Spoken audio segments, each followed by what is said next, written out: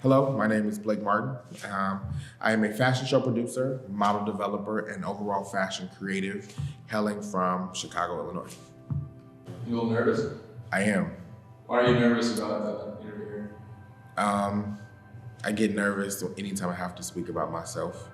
My life has been about others, so anytime the reflection is on me, it's odd.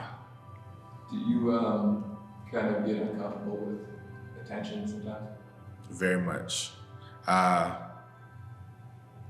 career is about putting attention and spotlight on others.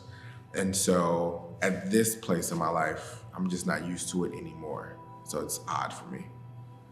I think I'm the same way sometimes. And I think most people, there's a lot of people who are introverted. When you say introverted? Yes, very much so. I fake extrovert, but yes. Would you say that you want people to say good things about you, but you prefer they did it when you're not there almost? Yeah, exactly. I feel, I think in this business, we all like to say that we don't care what people think. We don't care what they say, but the reality is we do. We care about people's opinions of us, of our work. And so whether it's good or bad, you care. The problem is the bad typically is incorrect, it's hurtful, it's inaccurate. The good is uncomfortable because you're always in that space of how do you properly take a compliment? You can brush it off because you're uncomfortable and look cocky. You could play into it and look cocky. So it's always this up and down balance of how do you respond to all this attention. You never really know what to do or say. It sounds like you're kind of afraid of being misunderstood. Not afraid. I've come to grips that that's just who I am. 99% of the time, I'm very misunderstood in what I do and say. Were you always uncomfortable with accepting that fact? No, because it wasn't until I stepped into this business that became an issue. I've been in the entertainment business since I was a kid.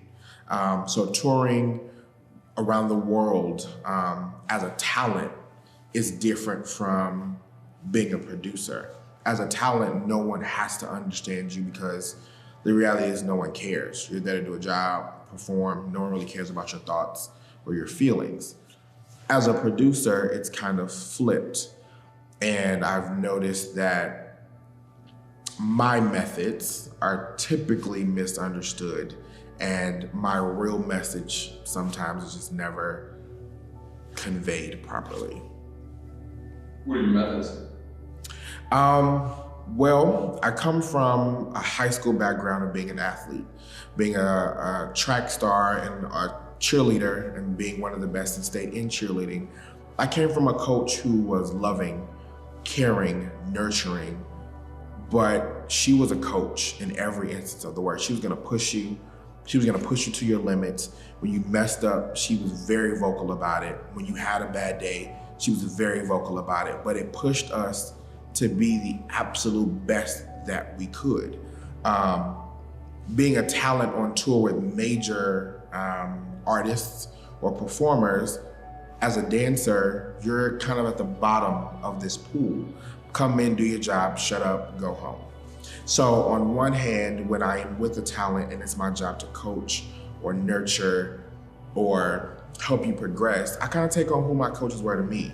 I love you, I care about you and your progression, but I'm very loud, I'm very vocal, I'm gonna push you, I'm not gonna let you slack. When I see that you have messed up, I'm telling you right then and there, you messed up, do better, or I'm gonna put you out.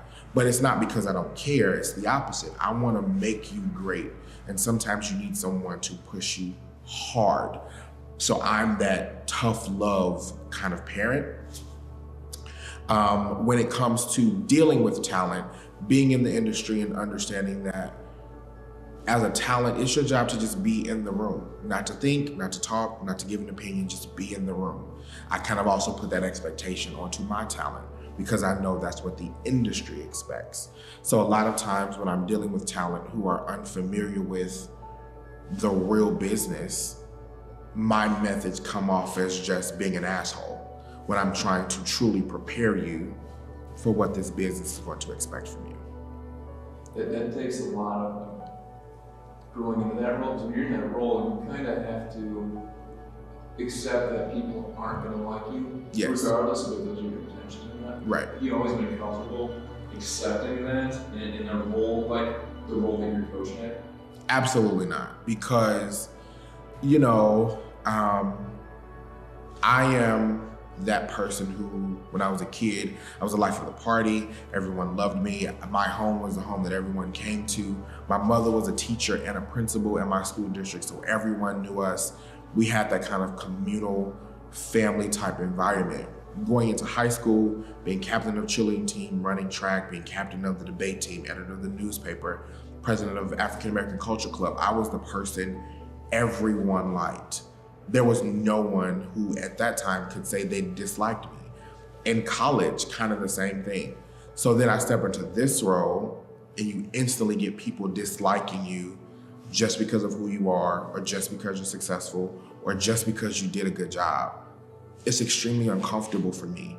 And I'm always in this tug of war of how do I deal with it. I either retreat and become really, really sad about it, or I lash out and want to fight everyone in the room. And neither one of those are the best solutions, but it's still 6 years in, very new to me of how to deal with being disliked for no other reason of you did a good job.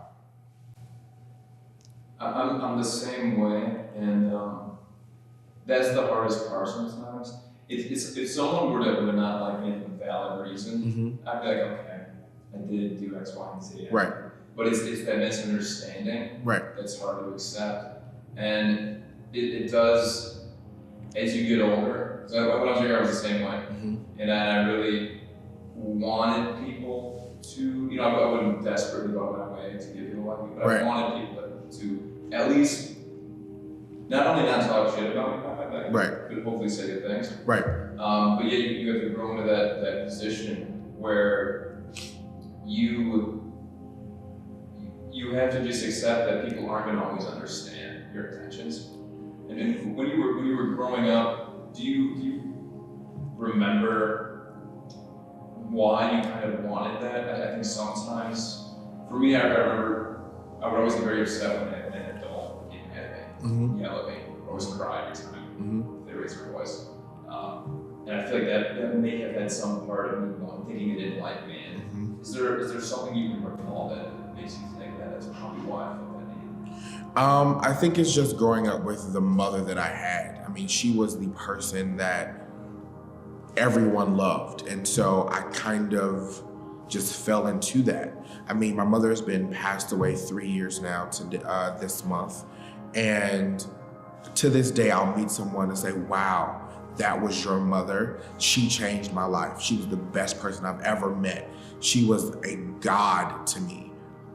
And people don't understand, for me, as much as I'm on this hand, like, that's my mom, it's this other side of, but that's what I have to live up to.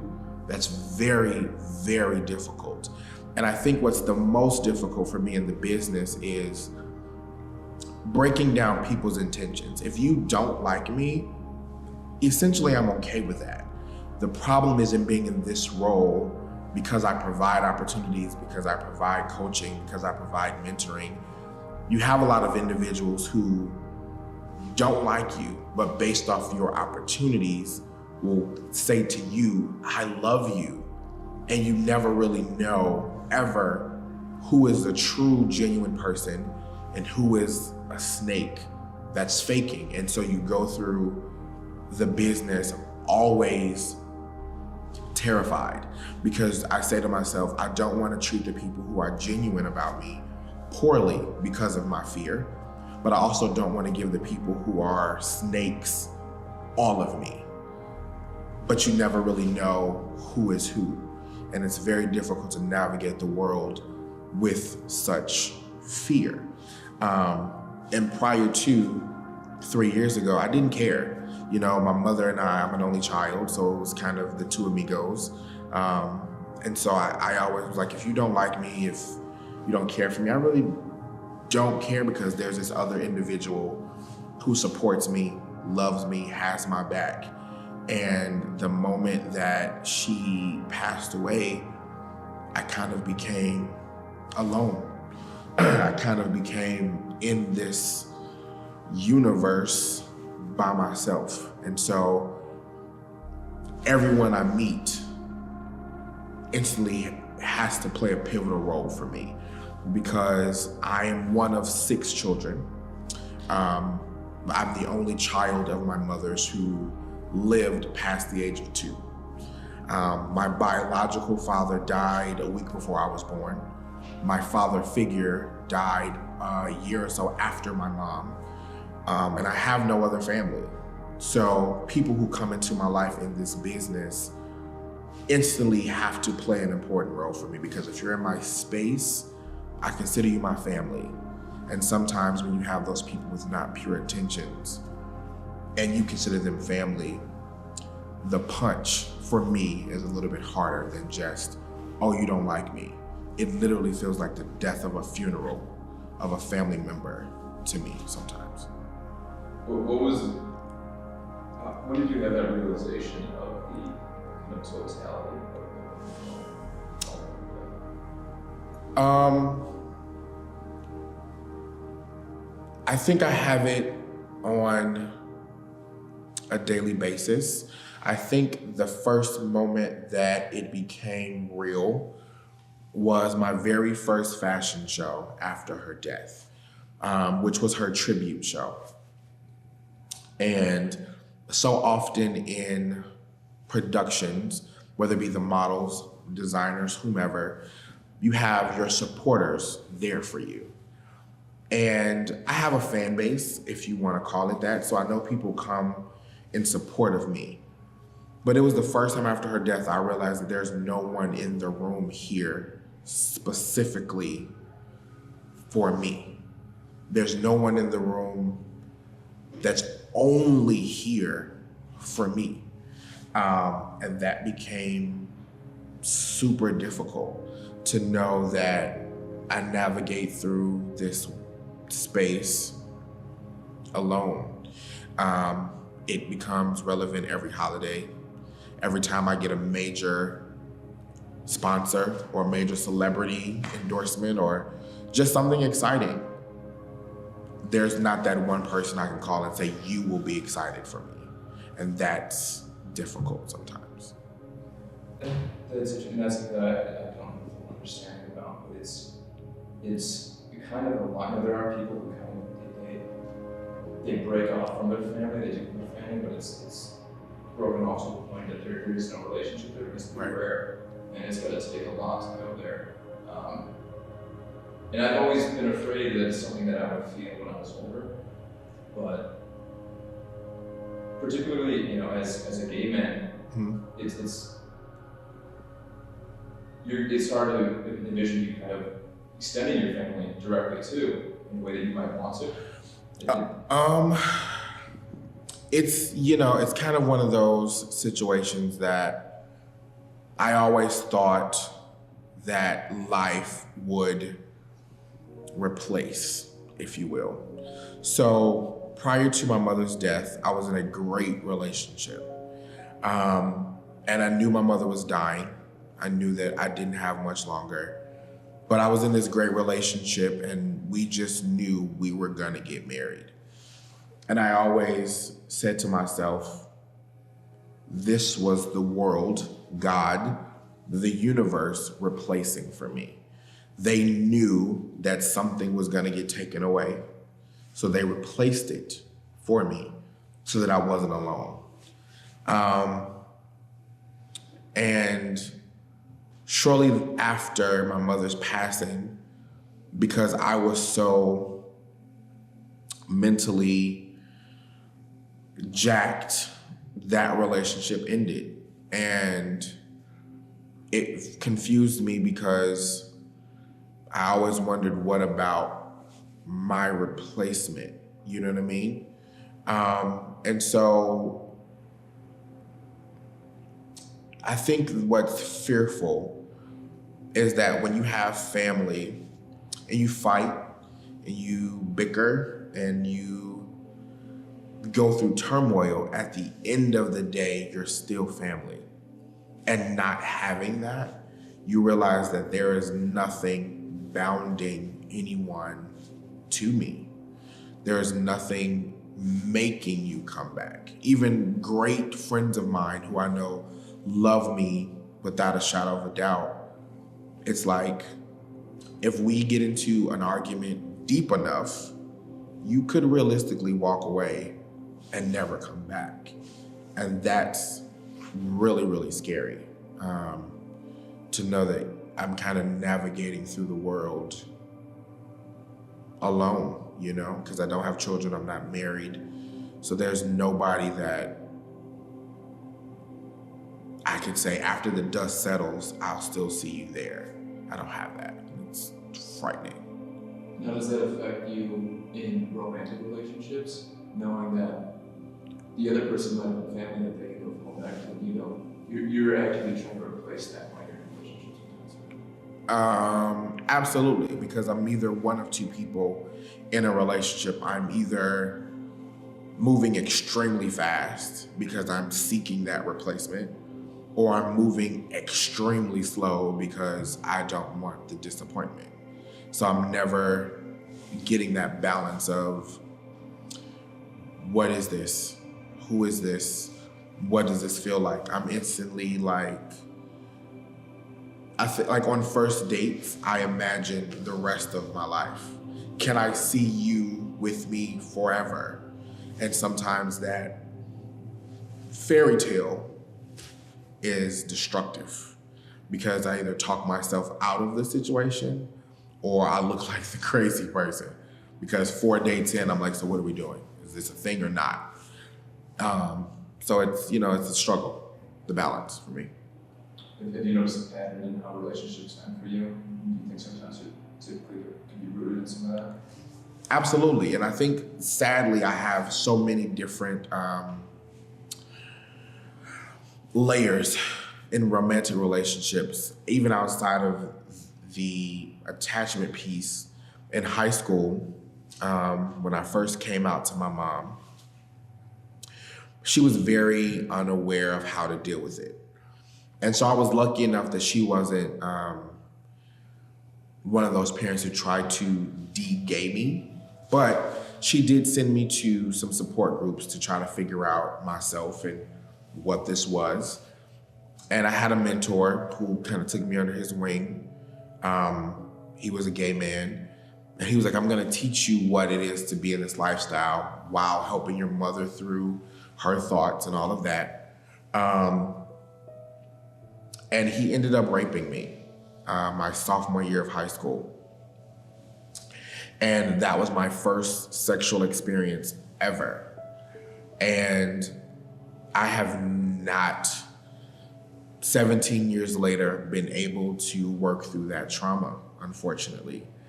And so sexual interaction is extremely uncomfortable and extremely awkward for me. And so in relationships, sex is a part of it, but that's not a part of me that I ever feel comfortable exploring with people. And so that's just another layer of where romantic relationships kind of break, because I can't expect for us to be in a relationship for weeks and months and a year, and we've had no intimacy. But that's not a part of my life I have unlocked for anyone yet. Was that man the first father figure you think you had?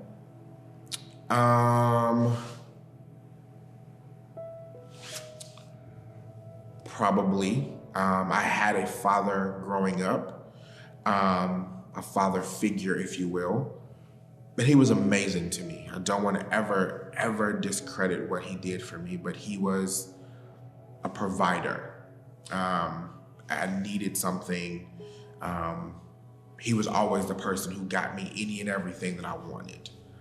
But there was no emotional connection between us at all. I can probably be honest in saying my entire life, you can fit our entire dialogue with each other in 3 or 4 sheets of paper. Because it was just always, Dad, I need X. Okay, it's done. And then that was the extent of our conversation. We didn't have an emotional connection.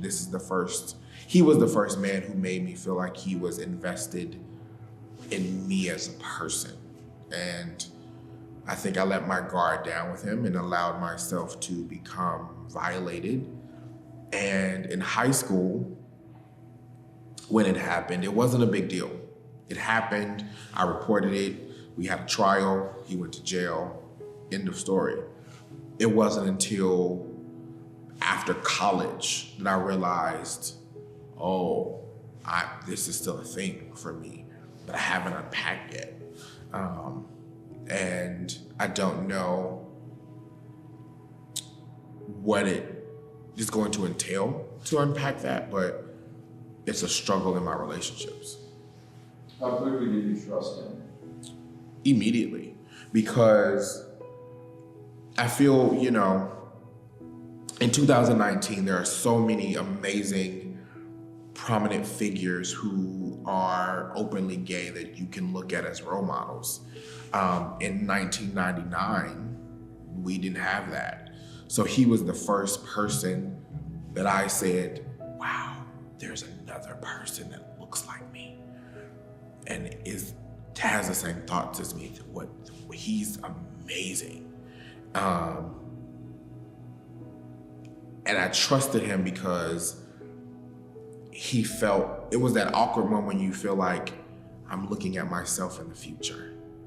He felt like, you are me, so why not trust you? Because you would never do anything to forsake me. We are the same person.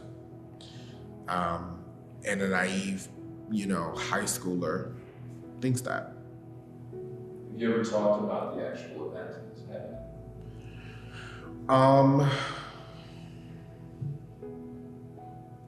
No. No. And I think I have not, because my mother instilled in me this sense of privacy and fear of people using things against you.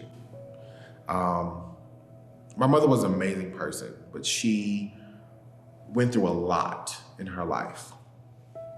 From the time she graduated high school until she passed away, she went through some of the most traumatic things ever. And in 2003, DePaul University wrote a book about her and her life and her accomplishments and her struggles and all the things she went through. And it was basically a testimonial about how this woman went from homelessness, drug addiction, a prison term, to becoming a doctor, which is an amazing story. They wrote a book, they released it, it became a bestseller. And my mother never told anybody about it because she always said, I never want people around me to know that that is me, because they will use things against you to destroy you.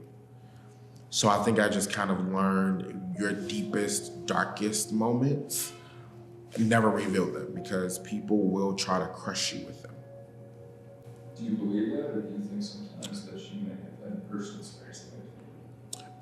She's had personal experience to make her think that. I mean, I think as a professor, my mother was a college professor at Roosevelt, DePaul, Chicago State, Governor State, and so she became a dean of students eventually. Then she would have instances where people would find out about the book, read it, and then students would blackmail her for grades. Give me an A, or I will tell the world this is who you used to be. So she had a lot of fear in it. And so I realized why she said it.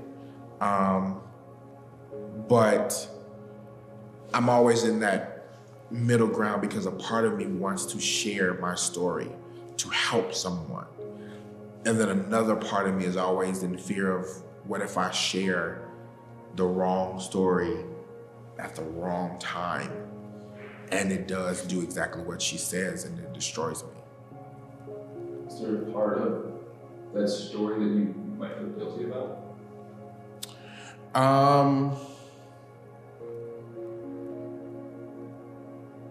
No. I think I felt ashamed because there's a part of me who feels like I should have been smarter. Even though I know I didn't know any better, a part of me feels like I should have been smarter. So I feel ashamed that I wasn't. And it's awkward because as a male, people don't believe that males can be violated. As a gay male, it's even harder because it's always the perception of, are you sure that's not something you wanted? So it's always very awkward of me to share because you don't know the lens of the person sitting across from you and how they're gonna perceive information. Do you think opening up that story would help you kind of process it?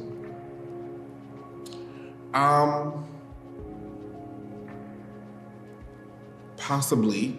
I think that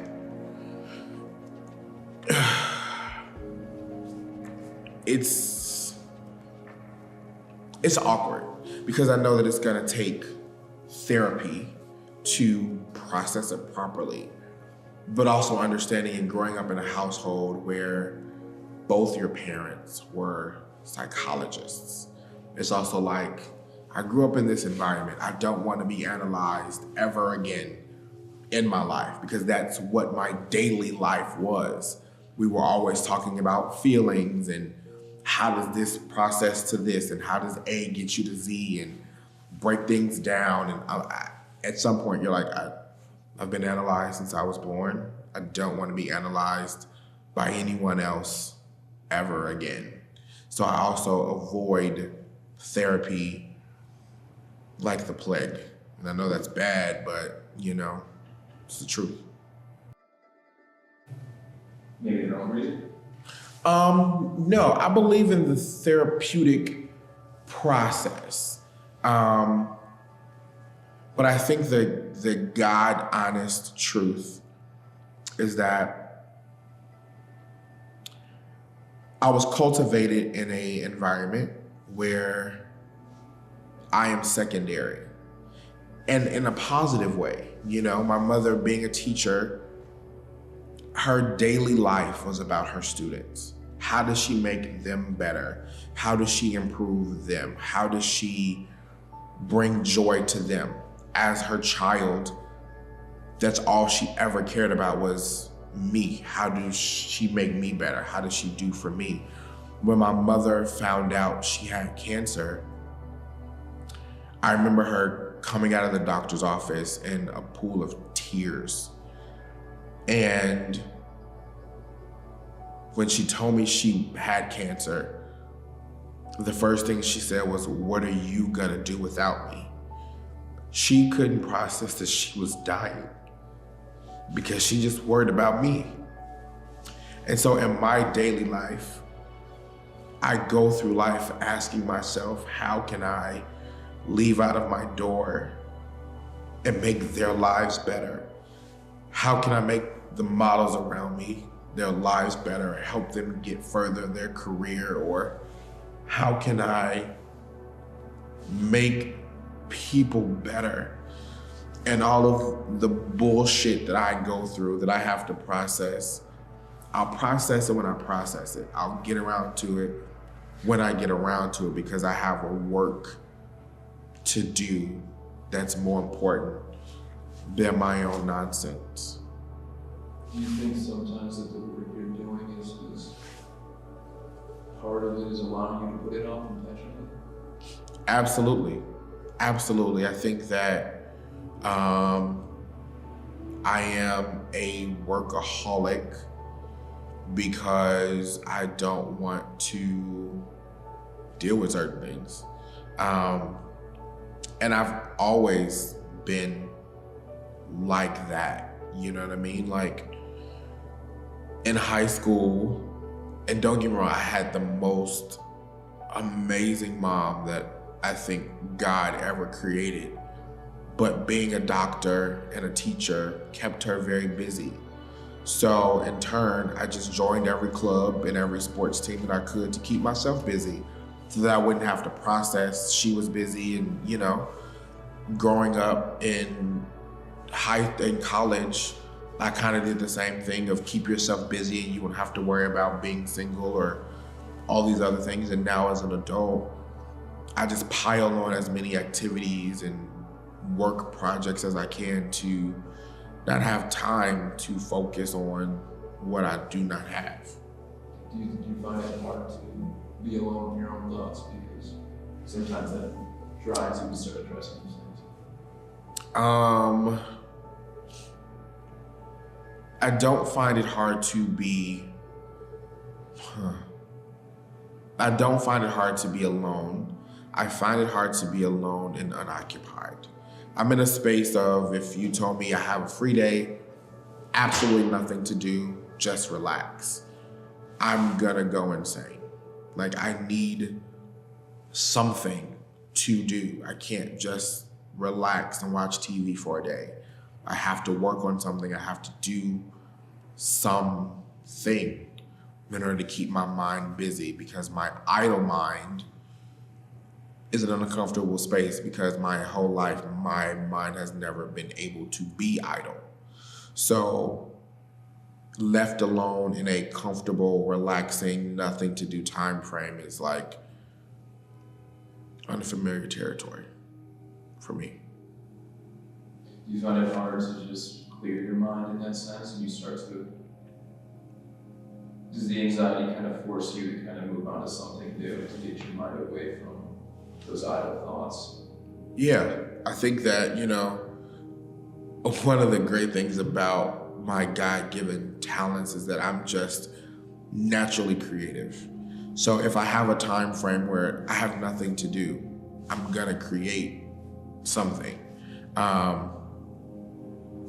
I remember back in December,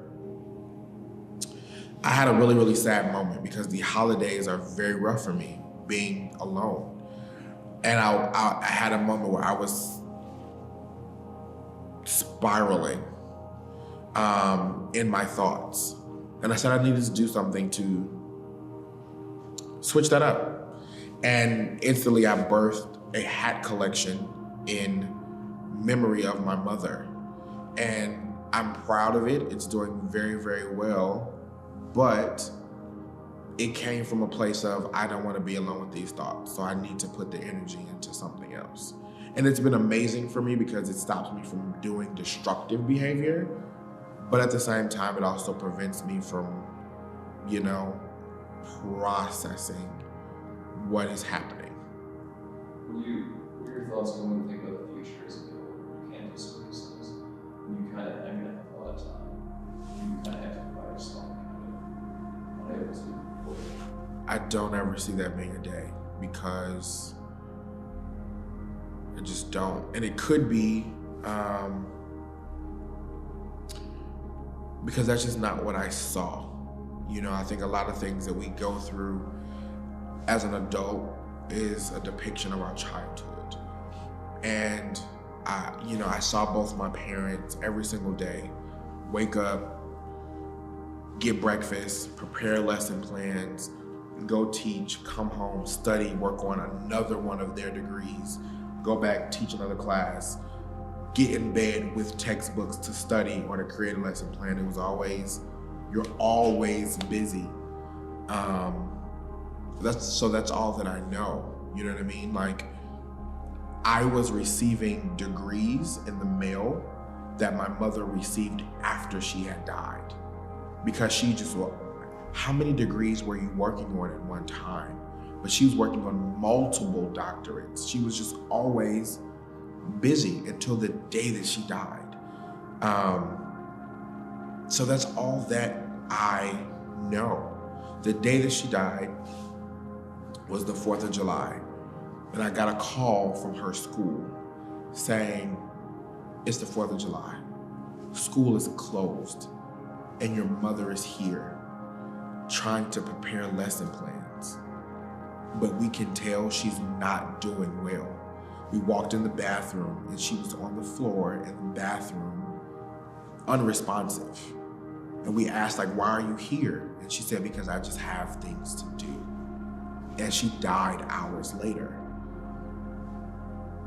So that's just all I know. You work and you work and you work and you work and you never stop working until what you want is achieved. What do you think she was trying to achieve?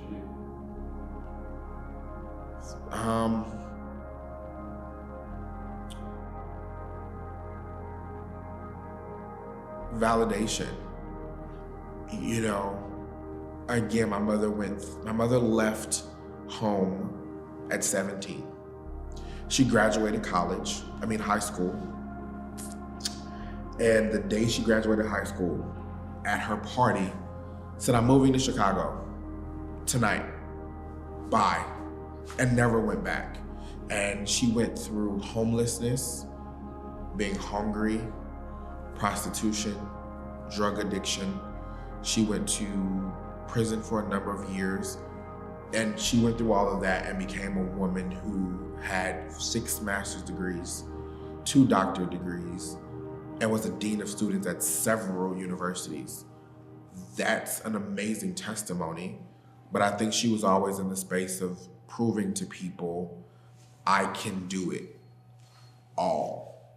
There's nothing that I cannot do. And so she kind of instilled that same thing in me of, there's nothing I can't do, and do as much as you can, as best as you can, and keep going until you literally can't anymore. Do you think she got the validation? Or do you think it kind of wasn't worth the chase that she was doing? I do. I think she got the validation when I meet people on the street, and I've never met these people a day in my life, but they can look in my face and see her. I meet people sometimes, they're like, you look familiar. And they'll pull up a picture of her, like, do you know this woman? And I'm like, yeah, that's my mom. And they go on for hours about how they wouldn't be alive if it weren't for her. And that's the validation I think she was always seeking of, you can do it, no matter what it is. And I think that that's something I've just taken on in her place of trying my best to change lives. And I know that education, as she was in, and fashion for me, is 2 completely different field houses, but I try my best to extend her legacy through my craft. Do you think she was happy?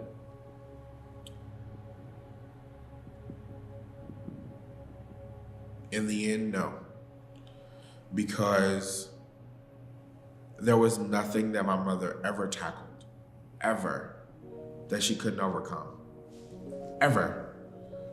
And so for her, I feel like it was disappointing to know that cancer was the one thing she couldn't fight. It's, you know, it's that moment of the boxer has won every match they've ever done, and the one time they're defeated, it's the end of the world. And I think towards the end, she just realized, I'm not gonna win. And she gave up. And how do you define happiness for yourself?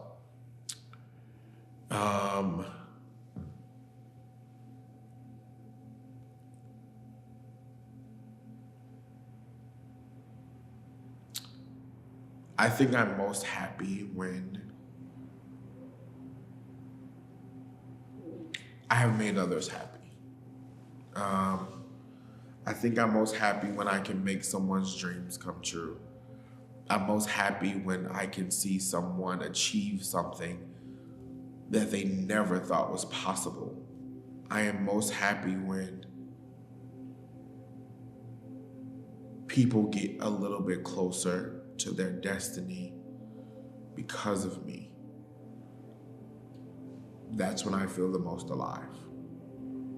do you find it a lot easier to help someone else achieve happiness than to try to find it for yourself? I don't know what self-happiness is. And that sounds really poor, but it's the truth. Realistically, I am happy every single day. But can I pinpoint to you what self-happiness looks like? No, I don't. I don't know, because my whole life has just been in service of others.